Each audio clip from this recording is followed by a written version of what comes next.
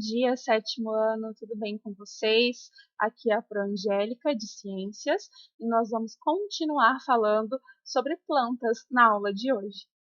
Então, como vocês se lembram, nas aulas anteriores nós falamos sobre as características gerais das plantas, sobre as organelas que nós temos em uma célula vegetal, os processos de fotossíntese e de respiração celular e os grupos das plantas, certo?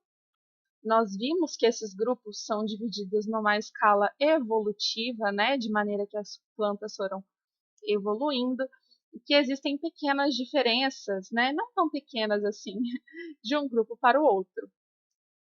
Então, nós até citamos nas aulas anteriores alguns órgãos, como semente, flor e fruto. Agora, nós vamos focar nesses órgãos. As plantas possuem órgãos, assim como a gente. Então, para a gente ver certinho sobre cada um deles, vocês vão acompanhar aí no livro didático a partir da página 43. Então, lá na página 43, nós temos o título Órgãos Vegetativos e Órgãos Reprodutivos das Plantas. Os órgãos vegetativos e os órgãos reprodutivos, eles se formam como?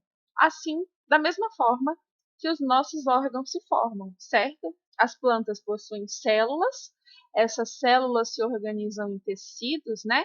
Um tecido é um conjunto de células iguais, e aí tecidos diferentes formam órgãos. Lembram disso? Vocês viram lá no quinto ano. Então, as plantas também têm seus órgãos. Eles podem ser vegetativos ou reprodutivos. Na aula de hoje, nós vamos falar especificamente sobre os órgãos vegetativos. Os órgãos vegetativos das plantas vão ser todos aqueles órgãos relacionados ao processo de nutrição dessas plantas. Então, eles vão estar envolvidos o quê? Na absorção de nutrientes, na distribuição desses nutrientes e da seiva bruta e seiva elaborada dentro da planta, e também na produção dos nutrientes e das substâncias essenciais, né, na fabricação dessa seiva. Além disso, eles vão ser muito importantes porque eles vão dar sustentação para essa planta, né, fazer com que essa planta fique ali em pé no meio em que ela vive. O primeiro órgão vegetativo, então, que eu coloquei para vocês é a raiz, né? São as raízes. A raiz tem a função de absorver a água e os sais minerais do solo. Então, ela faz essa absorção de nutrientes. Ela vai estar presente apenas nas plantas vasculares, ou seja, nas plantas que possuem os vasos condutores de seiva. Então, as briófitas, por exemplo, elas não vão possuir raiz. Algumas espécies também vão poder armazenar os nutrientes nas raízes, que é o caso da mandioca e da cenoura, por exemplo. Então, a gente tem aqui a mandioca, que é uma raiz, e que tem a função de armazenar esses nutrientes. E as raízes, elas podem ser aí de três tipos. Subterrâneas, que é o tipo, né, que a gente acha mais comum, que são as que ficam embaixo da terra. As aquáticas, que ficam submersas na água, né? E também as raízes aéreas, que são aquelas raízes que ficam sobre o solo, fora da terra, que a gente costuma ver, né, algumas raízes que elas ficam mais superficiais ali na terra. Essas raízes aéreas, elas podem ser de tipos diferentes. Nós temos, por exemplo, raízes respiratórias, que ocorrem em algumas espécies, que são raízes que buscam o oxigênio fora da terra, né, diretamente ali no ar. E raízes tabulares, que, né, ocorrem em árvores grandes, que ficam em regiões de florestas onde o solo não é muito profundo. Então, ela precisa ter uma raiz maior por fora da terra para dar sustentação para essa árvore poder crescer bastante. E existem também raízes sugadoras, né, que são em plantas que a gente chama de parasita, que elas se enrolam ali em outra planta para poder retirar a seiva dessa planta. Mas as raízes subterrâneas, elas também são super importantes, porque elas acabam ali impedindo que as partículas do solo sejam levadas pela chuva ou pelo vento, por exemplo, impedindo que ocorra a erosão desse solo. O segundo órgão vegetativo que nós temos é o caule.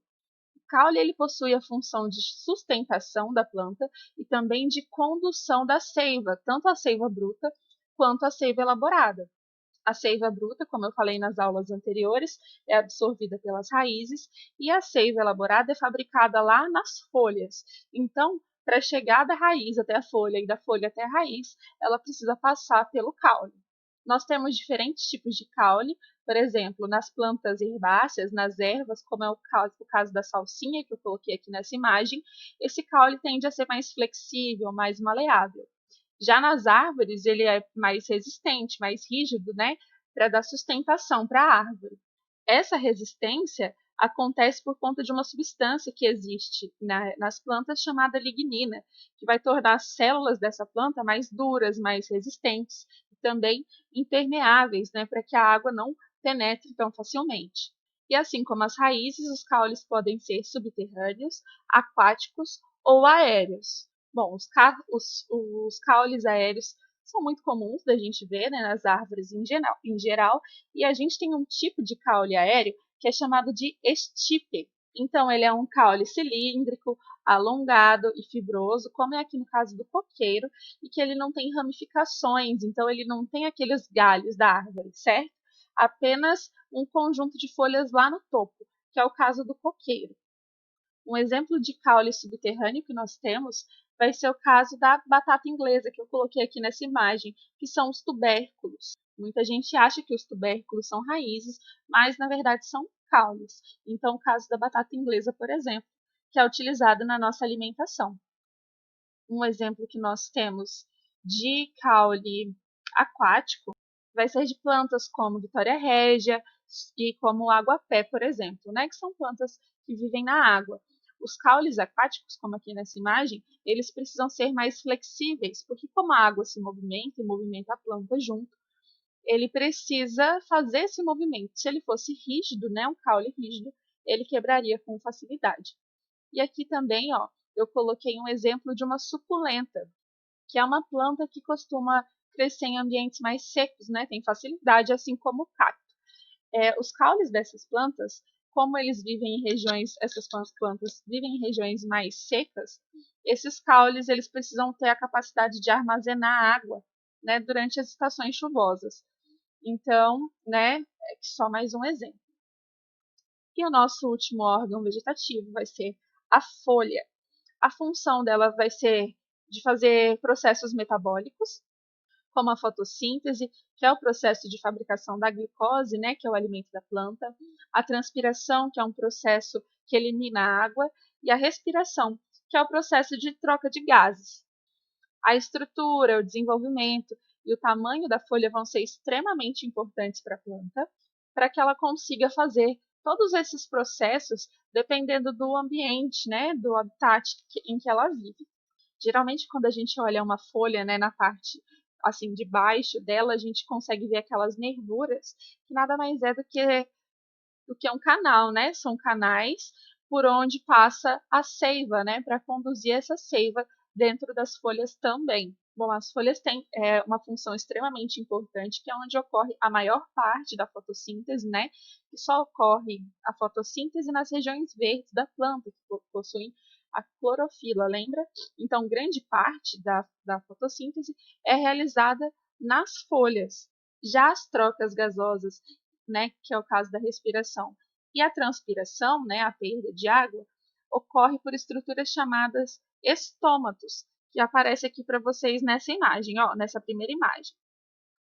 Para a planta perder água, esses estômatos se abrem, né, para que essa água possa sair. Então, as plantas de regiões mais quentes e mais secas, por exemplo, fecham os estômatos durante o dia, né, durante os períodos mais quentes, para evitar a perda dessa água. Bom, e algumas espécies de plantas vão poder apresentar folhas modificadas, né, em brácteas, espinhos ou em folhas insetívoras. Então, como eu falei, os espinhos são uma adaptação, né, das folhas para as plantas de ambiente mais quente, para que elas não percam tanta água como perderiam se fosse uma folha comum, cheia de estômagos. Além disso, as brácteas são essa segunda imagem aqui, tá vendo? Que são folhas coloridas, que têm a função aí principalmente de proteger as flores e de atrair animais polinizadores. Eu não sei se vocês se lembram, mas eu comentei com vocês que cores intensas indicam perigo, né, na natureza. Então, essa cor intensa aqui, vermelha dessas folhas, espanta os predadores e atrai os polinizadores. Então, aqui, ó, a flor mesmo, é só isso aqui que está no meio, tá vendo? Isso daqui são folhas coloridas, chamadas brácteas. E essa última imagem é uma folha insetívora. Estão vendo que ela apresenta espécies de pelos e que na pontinha desses pelos apresenta uma substância viscosa que gruda, para justamente atrair e grudar os insetos para eles poderem, né, as plantas poderem se alimentar. Muita gente chama essas plantas de plantas carnívoras, né? E elas também realizam a fotossíntese. Porém, essas plantas aí insetívoras, elas normalmente crescem em locais pobres em nitrogênio, então elas precisam absorver nutrientes e acabam usando os insetos que elas capturam para isso também. Bom, a nossa aula sobre órgãos vegetais é isso, e aí eu vou passar umas atividades para vocês fazerem agora, tá? Então, um beijo e até a próxima aula!